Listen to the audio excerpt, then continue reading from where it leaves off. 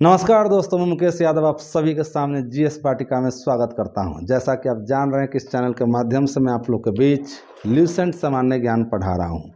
तो चलिए देर नहीं करते हैं, शुरुआत करते हैं। तो आज का टॉपिक है कोशिका। तो ध्यान रखेंगे, कोशिका जिसे अंग्रेजी में हम लोग कहते हैं सेल। कहा जाता है कि सेल जो है किसी भी जीव के लिए रचनात्मक और कार्यात्मक इकाई है। मतलब यहाँ लिखा गया है रचनात्मक प्लस कार्यात्मक। यह क्या है? इकाई है। तो रचनात्मक का मतलब होता है कि शरीर का जो रचना है, बनावट जो है, इसी कोशिका से हुआ है। जैसे हम लोग के शरीर में आँख है, नाक है, कान है, किडनी है, लीवर है, दिल है, फेफड़ा है, ये सभी जो है कोशिका से ही मिलकर बना है।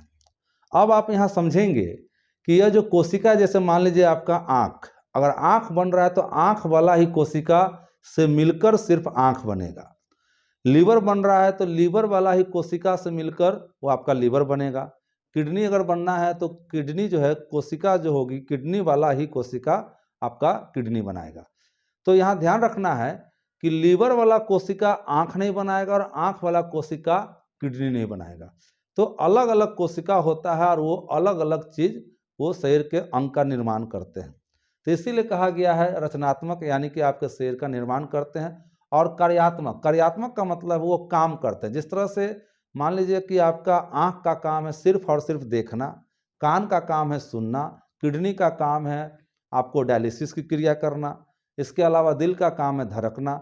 तो इस सभी का अलग अलग काम है। तो कहा जाता है कि ये जो सेल जो है, हमारे जो भी जीव हैं इस धरती पर, वो सभी जीव का सबसे छोटा इकाई है जो कि रचनात्मक और कार्यात्मक।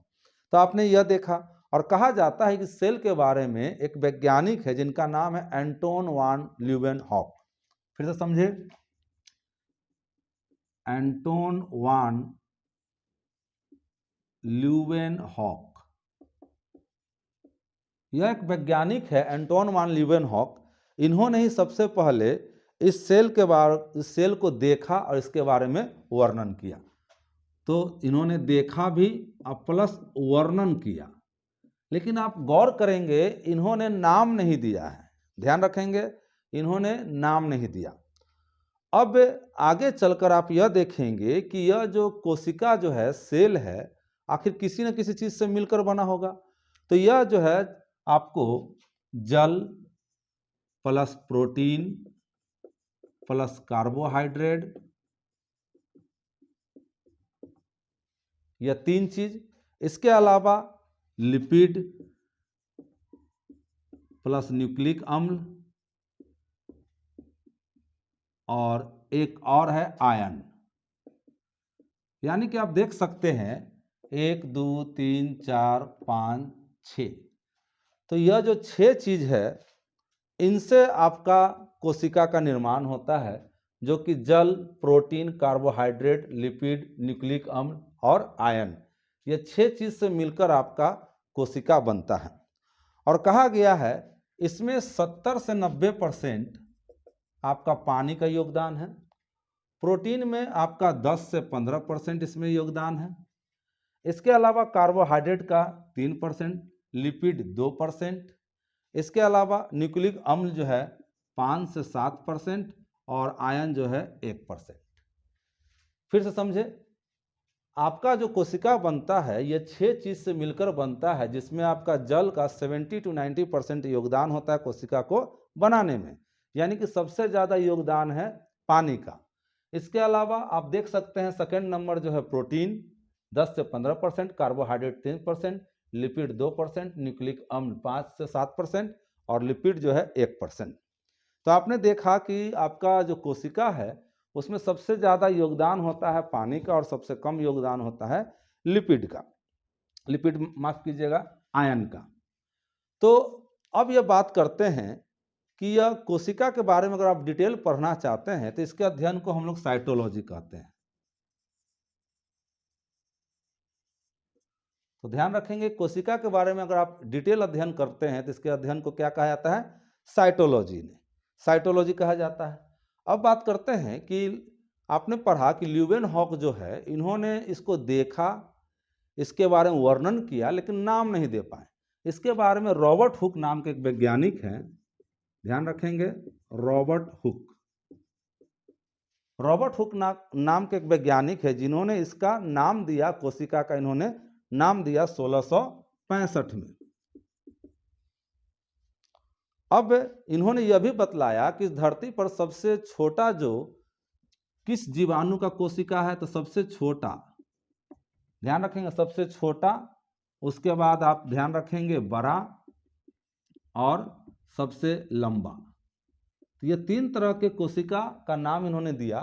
तो आप याद रखेंगे सबसे छोटा कोशिका है माइकोप्लाज्म गैली सेप्टिकमा, यहाँ हम शॉर्ट में ले लेते हैं, एम कर देता हूँ, माइकोप्लाज्म गैली सेप्टिकमा। इसके अलावा सबसे बड़ा कोशिका है शुतुरमुर्ग का अंडा। शुतुरमुर्ग जो पक्षी है, आप ध्यान रखेंगे, शुतुरमुर्ग पक्षी है लेकिन वो उड़ नहीं पाती है, वो सबसे तेजी में दौड़ पाती है जबकि वो पक्षी है। तो सबसे बड़ा, आपसे पूछा जाएगा कि सबसे बड़ा कोशिका वाला कौन सा है, तो वो शुतुरमुर्ग का अंडा।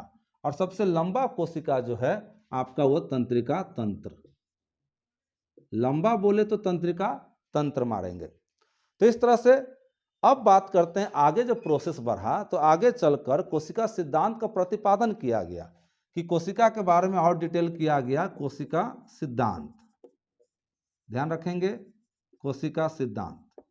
तो इसमें 2 वैज्ञानिक थे, एक का नाम था मैथियस स्लाइडेन और एक का नाम था थियोडोर स्वान। तो ध्यान रखिएगा, मैथियस स्लाइडेन और दूसरा वैज्ञानिक है, उनका नाम है थियोडर स्वान, थियोडर स्वान। यह दोनों वैज्ञानिक, जिनका नाम आपने देखा मैथियस स्लाइडेन और थियोडर स्वान, ने 1838 से 39 में, 1838 और 39 ईस्वी में इन्होंने यह कोशिका सिद्धांत दिया, इन्होंने कोशिका सिद्धांत दिया। लेकिन यह इसमें यह नहीं बता पाए कि यह कोशिका जो है बनता कैसे है, यह नहीं बता पाए। ध्यान रखिएगा, इन लोगों ने क्या नहीं बता पाया, कोशिका का बनना,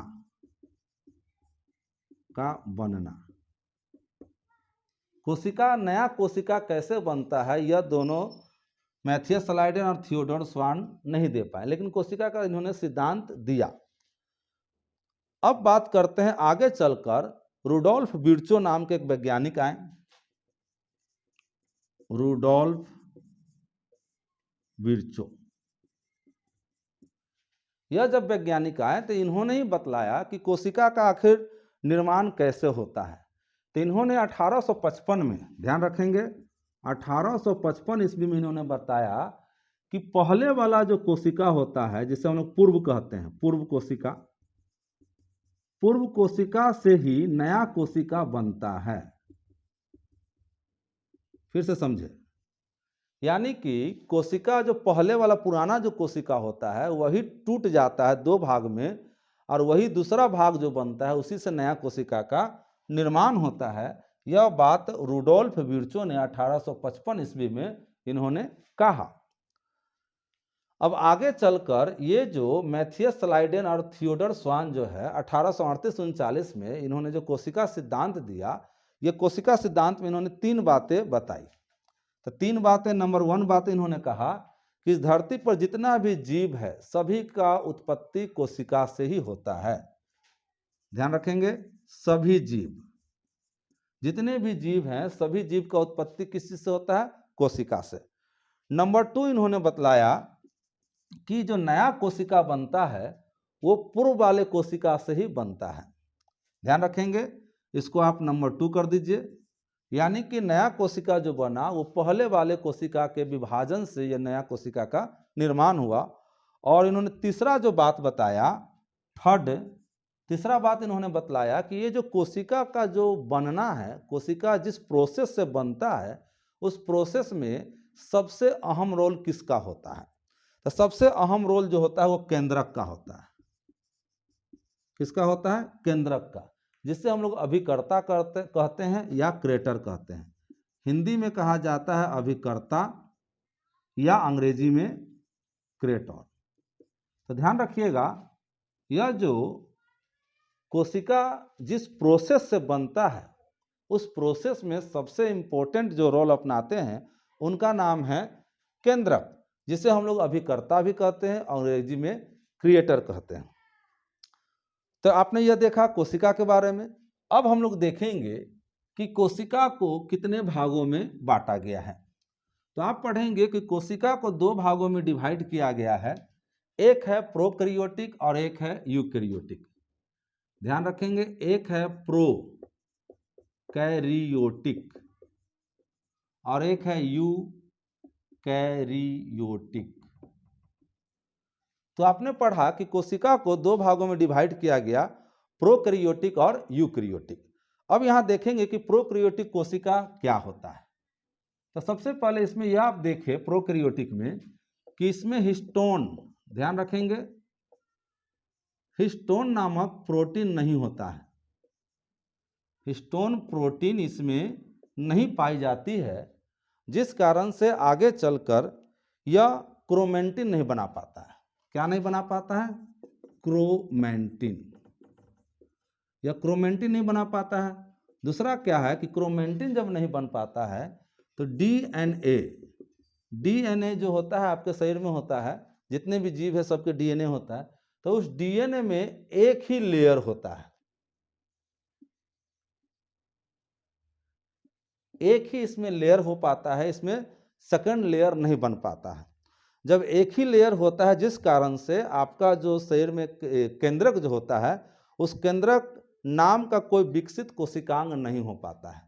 मतलब आपने देखा कि इसमें केंद्रक नहीं हो पाता है।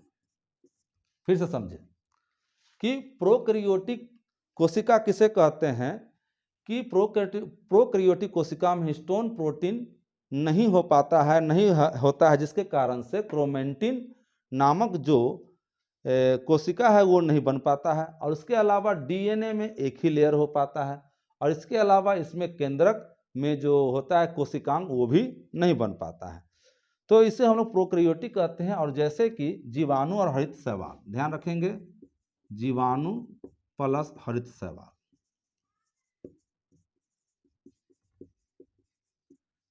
यह जो दो है इसे हम लोग कहते हैं प्रोकैरियोटिक। अब बात करते हैं यूकैरियोटिक में।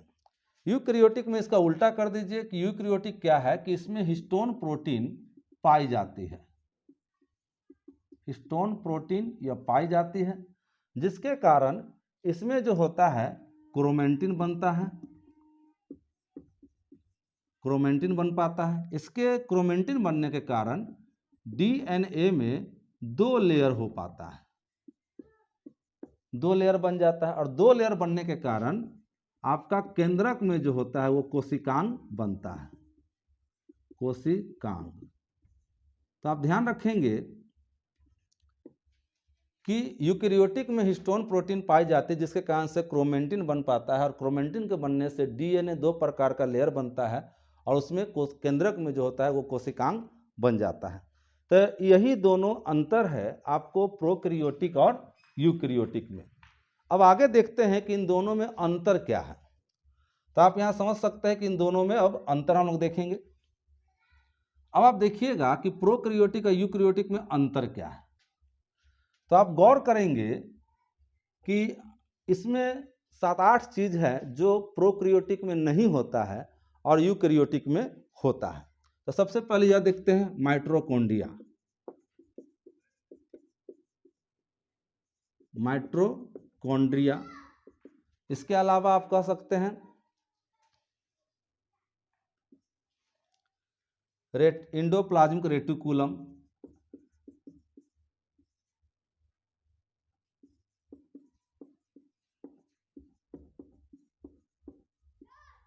रेटिकुलम। इसके अलावा गोल्जी काय,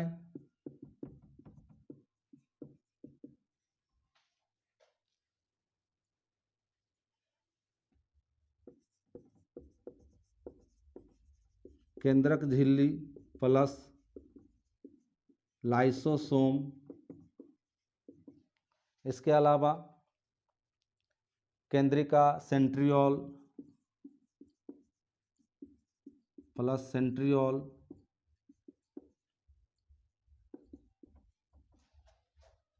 इसके अलावा आप देखेंगे लिंग प्रजनन, लिंग प्रजनन। तो आप गौर कीजिए 1 2 3 4 5 6 7 8, यानी कि आप ध्यान रखिएगा कि 8 ये चीज जो है, एक है माइटोकॉन्ड्रिया, इंडोप्लाज्मिक रेटिकुलम, गोल्जी काय, केंद्रक झिल्ली, लाइसोसोम, केंद्रिका, सेंट्रियोल और लिंग प्रजनन। ये जो 8 चीज आप देख रहे हैं यह प्रोकैरियोटिक में नहीं होता है, ध्यान रखेंगे। और ये सभी 8 चीज जो है यूकैरियोटिक में होता है। उसके बाद इसके अलावा भी कुछ है जो कि आगे देखते हैं। इसमें हम लोग देते हैं नंबर 1 में अब कोशिका भित्ति। कोशिका भित्ति आप देखेंगे कि प्रोकैरियोटिक, अब इसको इस तरह से हम लोग डिवाइड कर देते हैं। तो इधर मान लीजिए प्रोकैरियोटिक, उधर मान लीजिए यूकैरियोटिक। तो आप देखेंगे जो कोशिका भित्ति है उसके बारे में, यह प्रोटीन और कार्बोहाइड्रेट की बनी होती है। ये पी कर देता हूँ, पी फॉर प्रोटीन और CAR कर देता हूँ कार्बोहाइड्रेट। तो ध्यान रखिएगा ये प्रोकैरियोटिक जो है इसका जो कोशिका भित्ति है वो प्रोटीन और कार्बोहाइड्रेट की बनी रहती है, और इसका जो है सेल्यूलोज का बना होता है यूकैरियोटिक का। दूसरा है आपको इसमें राइबोसोम।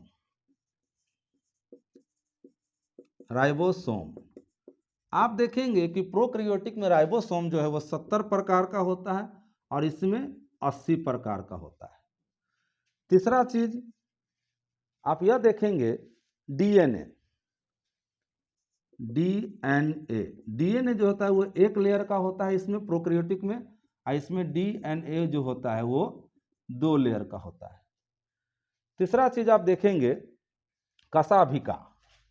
चौथा कशाभिका, आप देखेंगे कि कशाभिका इसमें एक सूत्र का होता है, एक सूत्र, और इसमें जो होता है कशाभिका वो आपको 11 तंतु में, इसको हम लोग तंतु कहते हैं, 11 तंतु में पाया जाता है।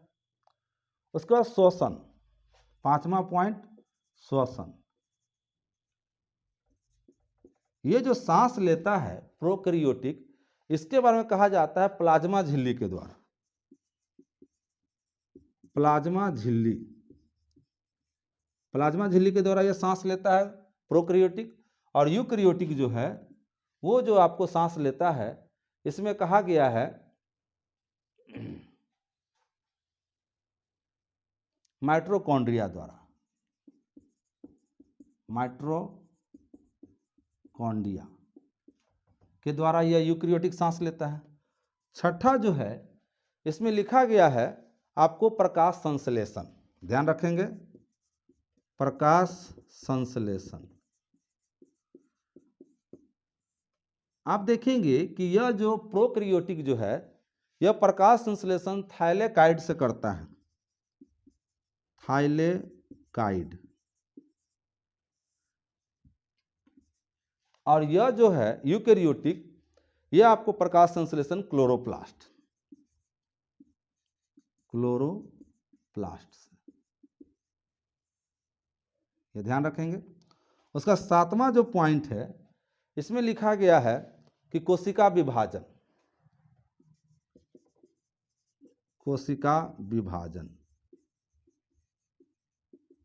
इसमें कहा गया है कि कोशिका विभाजन जो होता है वो अर्धसूत्री होता है, इसमें अर्धसूत्री। और इसमें जो होता है यूकैरियोटिक में ये अर्धसूत्री भी होता है और समसूत्री भी होता है, यानी कि यूकैरियोटिक में दोनों प्रकार का यह अर्धसूत्री या समसूत्री प्रकार का होता है। तो ये जो है ये प्रोकैरियोटिक और यूकैरियोटिक में अंतर है। तो फिर से समझ लीजिए, आपने देखा कि प्रोकैरियोटिक जो है उसमें माइटोकॉन्ड्रिया, इंडोप्लाज्मिक रेटिकुलम, गोल्जी काय, केंद्रक झिल्ली, लाइसोसोम, केंद्रिका, सेंट्रियोल, लिंग प्रजनन, ये सभी इसमें प्रोकैरियोटिक में नहीं होता है, यानी कि अनुपस्थित रहता है, उसमें नहीं पाया जाता है। लेकिन ये 8 चीज़ जो है यूकैरियोटिक में पाया जाता है। उसके अलावा 7 चीज़ और है। तो आप इसके अलावा देखें कोशिका भित्ति, यह प्रोकैरियोटिक का जो है प्रोटीन और कार्बोहाइड्रेट का बना होता है और यूकैरियोटिक का सेल्यूलोज का कोशिका भित्ति बना होता है। प्रोकैरियोटिक में राइबोसोम 70 प्रकार के होते हैं, इसमें 80 प्रकार के होते हैं यूकैरियोटिक में। प्रोकैरियोटिक में डीएनए जो होता है वो 1 लेयर वाला होता है और इसमें 2 लेयर वाला होता है। कशाभिका जो होता है यह 1 तंतु का होता है, यह 1 सूत्र, और इसमें जो होता है यूकैरियोटिक में 11 तंतु होते हैं। श्वसन, ये जो सांस लेता है प्रोकैरियोटिक जीव जो है वो प्लाज्मा झिल्ली के द्वारा सांस लेता है और ये यूकैरियोटिक जो है वो माइटोकॉन्ड्रिया द्वारा सांस लेता है। इसके अलावा यह जो है प्रोकैरियोटिक प्रकाश संश्लेषण की क्रिया थाइलेकाइड के द्वारा करता है और यूकैरियोटिक जो है वो क्लोरोप्लास्ट के द्वारा करता है। उसके अलावा लास्ट आप देखेंगे कि प्रोकैरियोटिक जो है वो कोशिका विभाजन इसमें होता है अर्धसूत्री, और ये यूकैरियोटिक जो है इसमें दोनों टाइप से होता है, अर्धसूत्री भी और समसूत्री भी आप देख सकते हैं। तो इस तरह से हमने देखा कोशिका के बारे में। अब अगले क्लास में देखेंगे कोशिका के मुख्य भाग। तो आज के लिए इतना ही। Thank you. अगर अच्छा लगे तो लाइक करें, शेयर करें, सब्सक्राइब करें, और हमारी कोशिश है कि मैं आपको अच्छे से अच्छे पढ़ाऊँ और आने वाला जो एग्ज़ाम है, चाहे वो बीपीएससी 68वां हो या बीएसएससी सीजीएल हो या दरोगा, बिहार पुलिस, रेलवे, उन सभी में आपको अच्छा परिणाम मिले। तो चलिए आज के लिए इतना ही। Thank you.